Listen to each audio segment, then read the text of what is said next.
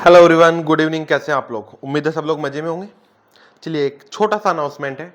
BNS भारतीय न्याय संहिता 2023 लागू हो गया था 1 जुलाई 2024 से। बना कब था? 25 दिसंबर 2023। अब एक्ट की बात हम कर क्यों रहे हैं? एक्ट की बात हम इसलिए कर रहे हैं क्योंकि आने वाले सभी एग्जाम में यही एक्ट आने वाला है।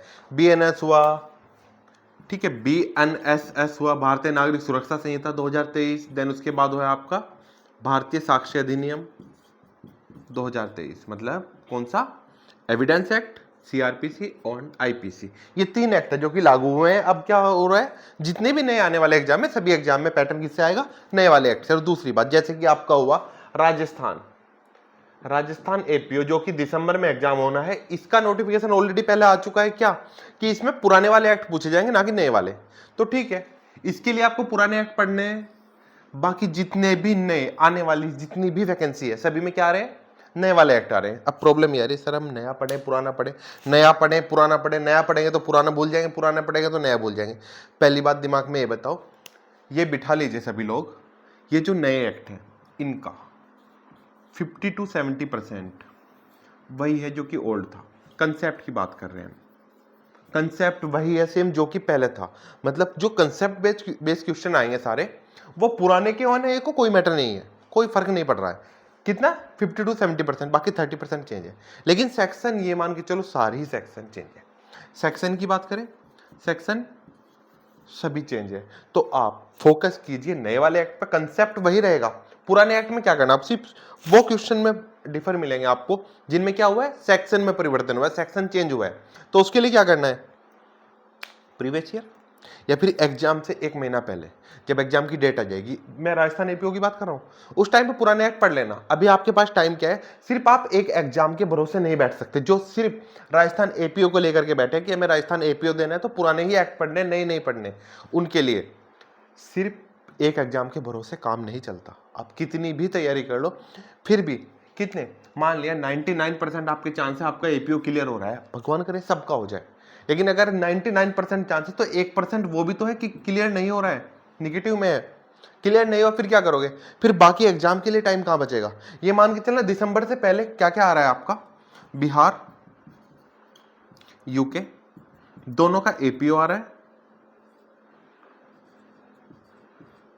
और जुडिशरी जे, तीनों आ रहे हैं। प्लस क्या आने वाला है? दिल्ली जुडिशरी आने वाला है एग्जाम। ये मान के चलना अक्टूबर के आसपास दिल्ली जुडिशरी आएगा, नवंबर में एग्जाम हो जाएगा प्री उसका। चलिए, अब बात आती है, तो फिर अगर ये वाले 1% वाली कंडीशन आपकी हो गई 1%, तो फिर क्या करोगे? इन एग्जाम ये 0 हो जाएंगे। क्यों? क्योंकि नए एक्ट आप इतने कम टाइम में नहीं कर पाओगे। तो आई सजेस्ट, सबसे पहले आप नए वाले एक्ट तैयार करो। पुराने हैं आपके ऑलरेडी तैयार है, कंसेप्ट वही है, सेक्शन आपको याद है ऑलरेडी। जब पुराने पढ़ोगे ना, साथ साथ सेक्शन ये तो लिखने हैं ना, कंसेप्ट वही है, सेक्शन वहीं पे बेर एक्ट में लिख दो, सेक्शन ये, सेक्शन ये, सेक्शन ये।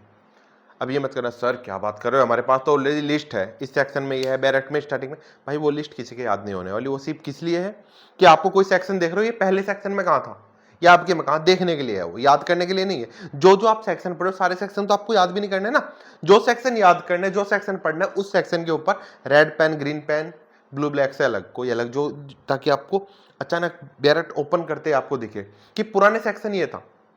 तो इस नए एक्ट के साथ अगर आप पुराने सेक्शंस को नोट डाउन करोगे, पुराने सेक्शन, ओल्ड सेक्शंस को अगर आप नोट डाउन करोगे, तो आपका ये तो क्लियर हो ही रहा है, सीधी सी बात है इससे।